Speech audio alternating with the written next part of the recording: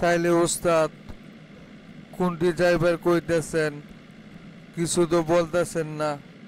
BDR লোকজন আর নেতা কর্মী কেউ কি আমাদের পিছনে আছে? তুই কি ভালো কইরা লক্ষ্য করে আছিস? না না ওস্তাদ, ওইটা নিয়ে আপনার টেনশন করা লাগবে না। আপনার কথা মতো আমি সকলের চোখ ফাঁকি দিয়া আপনারা নিয়ে বের হয়ে আইছি। আমাদের পিছনে এখন কেউ নাই। এইবার ওস্তাদ আমারে বলেন তো দেখি, আপনি মূলত কোন জায়গায় যাইতে বলতেছেন? কিছু বলেন না, হুদা তালে গাড়ি চালাইতে কইতেছেন। এইভাবে গাড়ি চালাই আমি কোন দিকে যাইমু? আরে পাগলা, আমার ফার্ম হাউসের দিকে যা। গোপন একটা বৈঠক আছে। বিরোধী দলের নেতা স্বজনের সাথে বৈঠকে বসমু। তাই জিনিসটা সিক্রেট আর রাখা লাগবো। কেউ যেন কোনোভাবেই টের পাইতে দেওয়া যাইব না কাউকে। গোপনে ওইখানে মিটিং করতে হইব। দেশের পরিস্থিতি দেখোস না এখন কি অবস্থা। এখন আমি দলের সেক্রেটারি। দলের বিপদ মানে আমার নিজেরই বিপদ। তাই এই বিপদ আমাকে যে কোনোভাবেই কাটিয়ে উঠতে হইব। তাই সুজনকে ডাকছি আমার ফার্ম হাউসে। এই খবর যদি আবার সাংবাদিকের মধ্যে লিক হয়ে যায়, সেটা নিয়ে আবার আরেক নিউজ তৈরি হইব। ও তাই তো বলি, উস্তাদ হতারে তো গোপনীয়তা অবলম্বন করতেছে কেন? এত ক্ষেষণে কেন বুঝতে পারলাম যে আপনি কি কারণে এত গোপনীয়তা অবলম্বন করতেছেন। বিরোধী দলের সাথে বৈঠক করলে এই খবর যদি লিক হয়ে যায়, তাহলে সারা দেশে এটা নিয়ে শোরগোল পড়ে যাইব। তাই সবার চোখ ফাঁকি দিয়াই এই কাজ করতে হইব। আপনি সঠিক সিদ্ধান্ত নিয়েছেন ওস্তাদ। তা আপনি যে ওদের সাথে বসতে চাইতেছেন, ওরা কি আপনার কথা শুনবে? ওরা তো চাইতেছে দেশের ভিতরে একটা অস্থিরতা তৈরি করে এই সরকারকে পতন করানোর জন্য। ওরা তো আপনার কথা মনে হয় শুনবে না, কারণ সরকার পতন করাতে পারলেই তো ওরা ক্ষমতায় আসবে। ওরা কেন আপনার কথায় আন্দোলন বন্ধ করবে ওস্তাদ? আমার নাম কোপা শামসু। সাত ঘাটের পানি খায়া আজকে আমি এই পর্যায়ে আইছি। কার সাথে কি ব্যবহার করতে হয়, কখন কাকে কোন টোপ দিতে হয়, সেটাই কোপা শামসুর খুব ভালো করে জানা আছে। কথা না শুনে যাইব কই? কথা শুনতে যা যা করা লাগে সবই করবো। কথা আমার ঠিকই শুনতে হইব ওদের। তুই এত কথা না বইলা তাড়াতাড়ি গাড়িটা চালা। চাচা আসসালামু আলাইকুম। ওয়ালাইকুম সালাম। কিরে তোতা, কি হইল আবার তোর? কেবলই না তোর ওইখান থেকে আসলাম, আবার কি মনে কইরা তুই আমার কাছে আসলি? কিছুই তো বুঝতে পারলাম না।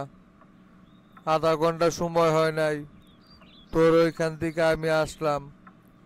এর ভিতরে কি ঘটলো যে আবার তাড়াহুড়া কইরা তুই আমার বাসায় চলে আইলি? চাচা কাম তো খাম।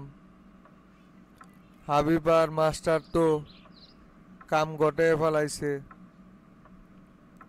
একটু আগে খবর পাইলাম যে হাবিব, মাস্টার আর টেরা তিনজনে মিলা ঢাকা গেছে শামসুরে শুভেচ্ছা জানানোর জন্য। ওরা তো আমাদের আগেই ঢাকা চলে গেল। শামসু আবার কি ভাববো এখন?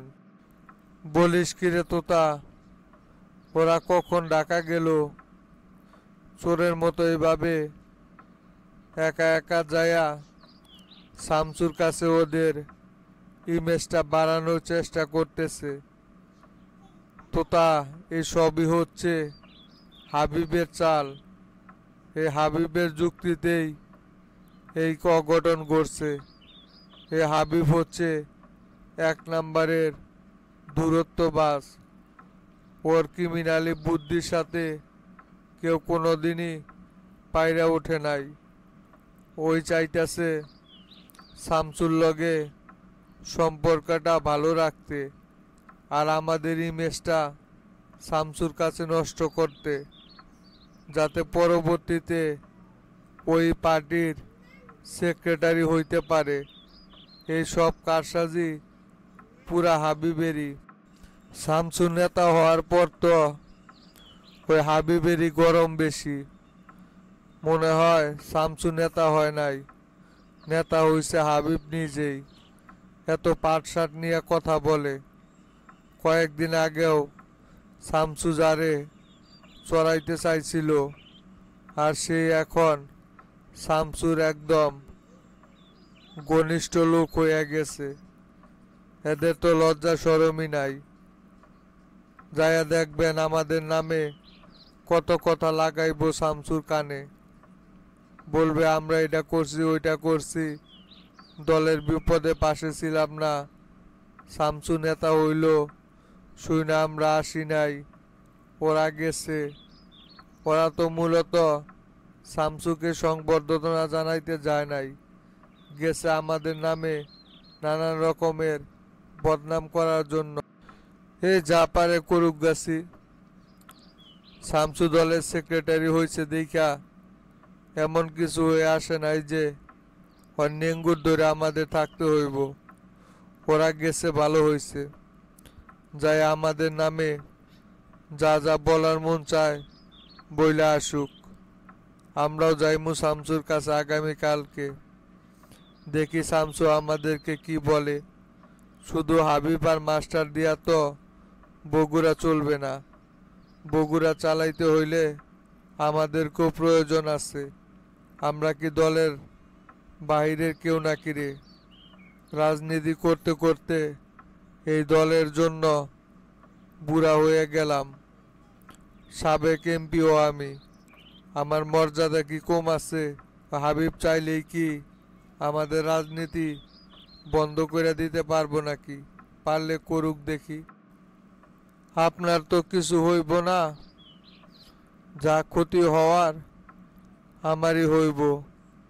অনেক টাকা পয়সা খরচ কইরা জেলা সেক্রেটারির পদে বইছিলাম আমি। এখন যদি কমিটিটা ভেঙে যায়, শামসু কি আর কোনোদিন আমাদেরকে কমিটিতে আনবে? তাহলে তো আর আমাদের রাজনীতি থাকবে না, মোল্লা ভাইও নাই। আমরা কার কাছে গিয়ে আশ্রয় নিব? দূর সেরা, তুই আসিস শুধু এক কমিটি নিয়া। কেরে কমিটি ভাঙ্গা দিয়া যে নতুন কমিটি দিব, আর তুই বলতেছিস আমাদের সেই কমিটিতে কোনো জায়গা হইব না। বগুড়ার রাজনীতি গ্রুপিং রাজনীতি অনেকদিন যাবৎ। এইখানে আমাদেরকে বাদ দিয়া কোনোভাবেই রাজনীতি করতে পারবে না। বগুড়ায় রাজনীতি টিকিয়ে রাখতে হইলে আমাদেরকে কমিটিতে জায়গা দিতে হইব। তুই এটা নিয়ে অত ভাবিস না তো। আগামীকালকে আমরা ঢাকা গিয়ে শামসুর সাথে দেখা করব। শামসু জানে যে বগুড়ায় গ্রুপিং রাজনীতি চলে, ওরা ওদের গ্রুপ হইয়া গেছে, আমরা আমাদের গ্রুপ থেকে যাইমু। এখানে আর টেনশন করার কি আছে? আচ্ছা চাচা, ঠিক আছে, তাহলে কথা ওইটাই রইল। আমরা তাহলে আগামীকালকেই ঢাকা যাচ্ছি। হ্যাঁ ঠিক আছে, সকালে তুই এইখান দিয়ে আসিস, আমি বাড়িতে রেডি হয়ে থাক। আসসালামু আলাইকুম শামসু ভাই। আরে সুজন, আইছো তাহলে তুমি? তা ওইখানে দাঁড়ায় না থাইকা বসো। শামসু ভাই, শুনতে পারলাম সাধারণ সম্পাদক হিসাবে আপনি জনতা পার্টির শপথ নিয়েছেন।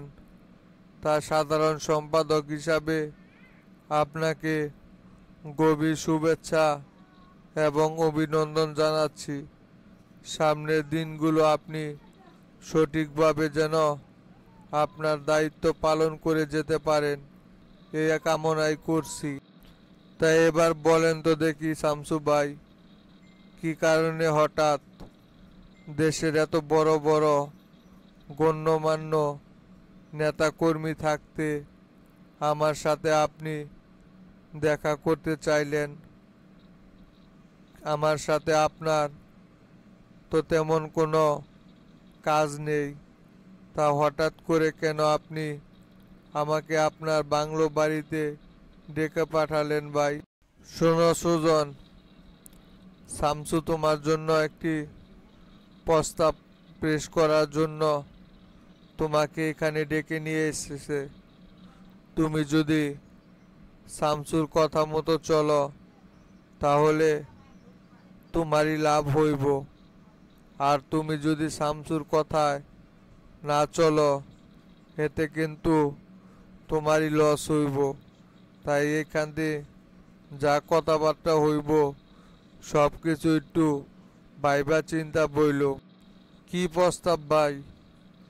যদি সব কিছু খুইলা বলতেন তাহলে আমি বিষয়টা আরো ক্লিয়ার হতে পারতাম।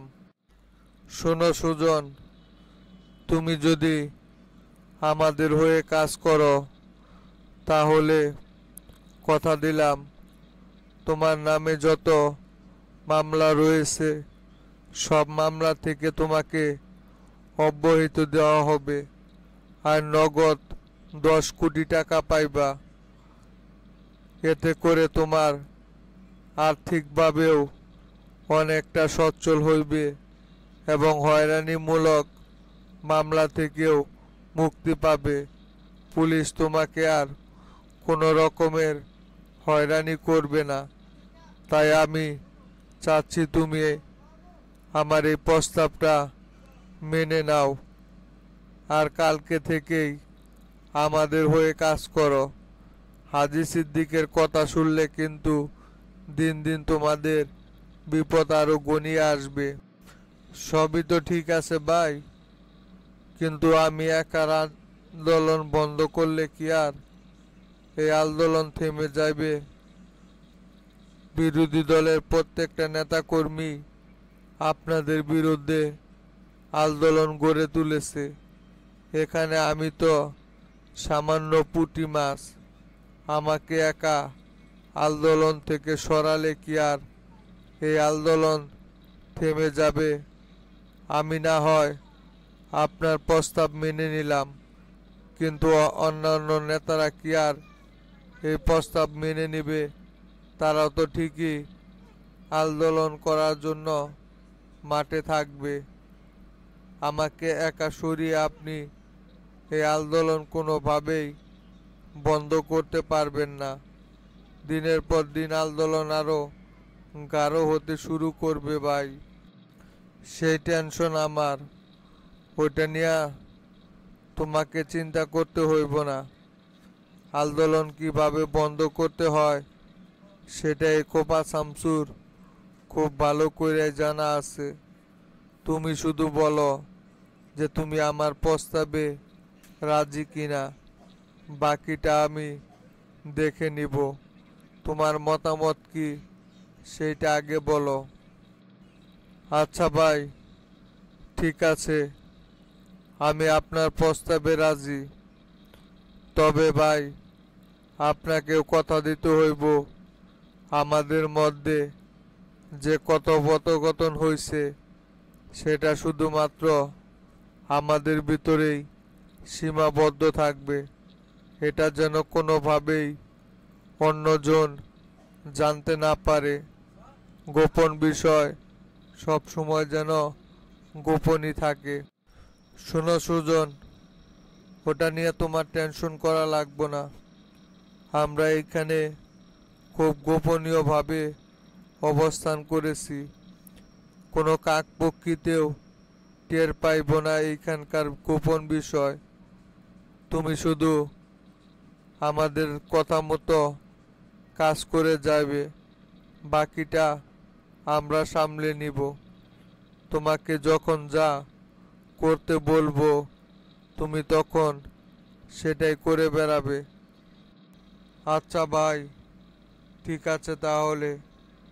কখন কি করতে হইব আমাকে বল।